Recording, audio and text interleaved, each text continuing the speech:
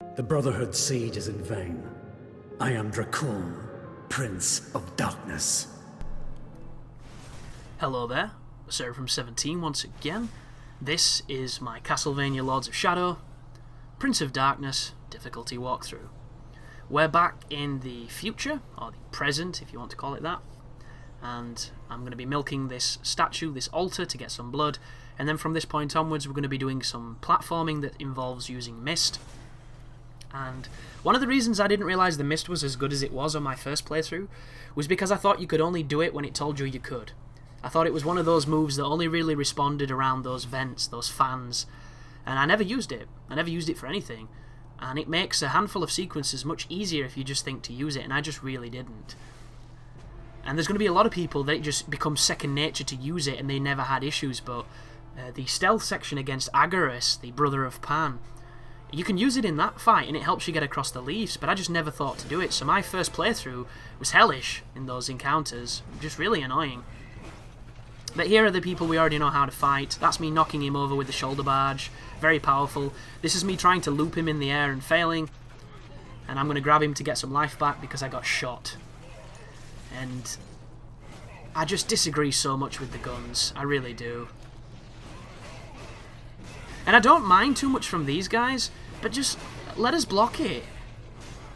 It would fix everything, let us block it. And I know they're not against letting you block things, because on the first game you could block almost everything. The only thing you couldn't block was the unblockables, and the trick's in the name.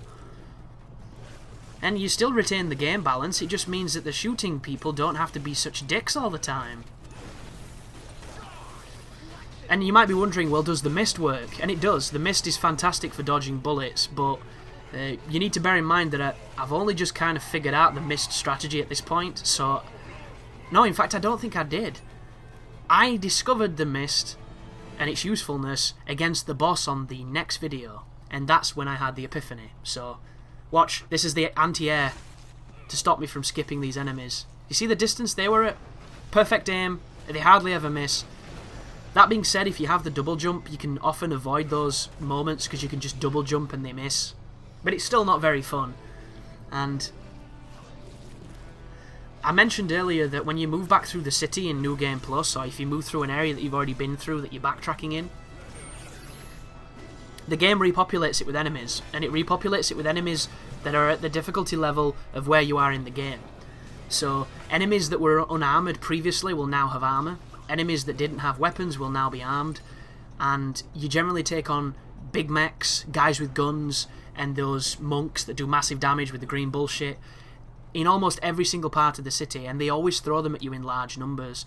The big enemies that were bosses, there's 3 or 4 of them just chilling around, and if you get them all aggroed it becomes very difficult. And what the game effectively does is, just by poor enemy placement, when you're doing the bonus stuff, it makes the game completely unfun on Prince of Darkness, because every single room is a struggle because it's massive enemies that can cheese you really quickly and do massive damage, and the game never heals you, and the game often doesn't give you magic, you have to earn it, which I don't mind earning things, but when it's every single room and the checkpoints are often 3 to 4 rooms apart, it just isn't very fun. And I want to work for Mercury's team, I really do. I want to just voice some of the opinions I have for this game towards whoever will listen, be it the directors or the producers or what, and just ask them the justifications for a lot of the decisions. And I wouldn't be a dick about it, I'll be as objective and as helpful as I can, because it's the little simple things that hold this game back. And I mean, this game was already fucked from the beginning because it's so weird, it's so unlike Lords of Shadow that it's barely a sequel. You know, even the story doesn't really follow on too much. The only thing that follows on is the concept of the future and you becoming Dracula. Everything else is just batshit crazy out on an island somewhere telling this bizarre story that only faintly comes together at the end and doesn't really leave you with any real satisfaction other than knowing, in spite of hundreds of years passing and Satan doing nothing but hitting the gym and having protein shakes, you were still able to beat him up the exact same way you did back when he was a skinny bastard. And that is not a resolution, guys, that's just daft. But this room here, you have to pull the switch to power the elevators, and then you have to hit both the elevators before the power goes off. This is another very strange design choice, because if you're too slow, the power will go off and you'll have to backtrack and hit the switch again. and it's not fun. And things that aren't fun in video games confuse me. This is one of those things. And if it was really New Game Plus rather than this kind of bastardized version that it is, you'd have the double jump. And the double jump in this room is really useful because it allows you to skip the lifts. You can completely avoid them. And I made a mistake there. I went the wrong way. And at this moment in time when I was playing, I was kind of panicking because I thought I was going to have to hit the switch again. And luckily enough, even if you do make a mistake like I just did, as long as you're quick, you can get to this lift and still use it. And a good way to tell if the power's on is if the light's on. Which sounds incredibly obvious, but strange things have happened in games, so... But this is literally Castlevania Mass Effect Edition, because there's so many lifts, so many elevators. There's just nothing worth saying on this game when they happen. And I think that was the only redeemable factor of Mass Effect, was you got some decent dialogue in some of them. Or news feeds, I think it was news for the most. But here's another stealth section. Pretty sure at this point there's been more stealth sections than there has been anything else. I have no idea why. Yet another question I would love to ask. Is it Eric Alvarez, I think his name is?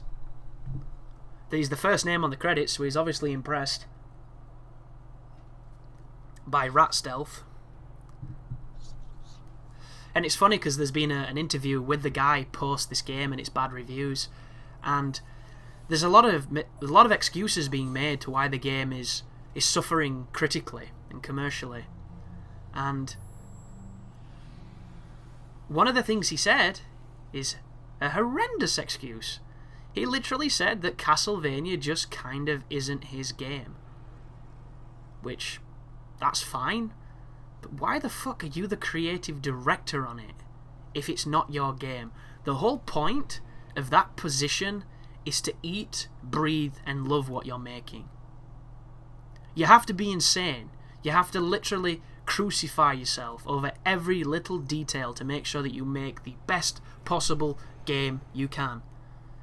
And it's obvious by the end product and by that interview that that guy is not passionate enough to have helmed this game.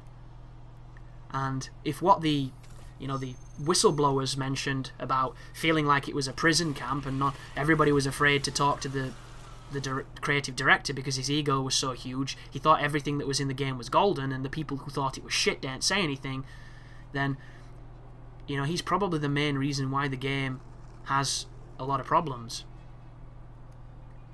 And it's really sad to see, because it started off as this Konami thing where Hideo Kojima sponsored it in some way, but he didn't have too much to do with the first game, and the first game was quite a modest budget, and they managed to achieve so many things. And this game, it must have triple the budget, and they've somehow managed to not achieve as much as they did in the original. And it's very strange. And I'm going to repeat this sentiment numerous times throughout the rest of this guide, because I'm completely baffled by this game. And it makes it really interesting to analyse, so hopefully you're interested in hearing this stuff. But thanks for listening, thanks for watching, and as always, you take care now.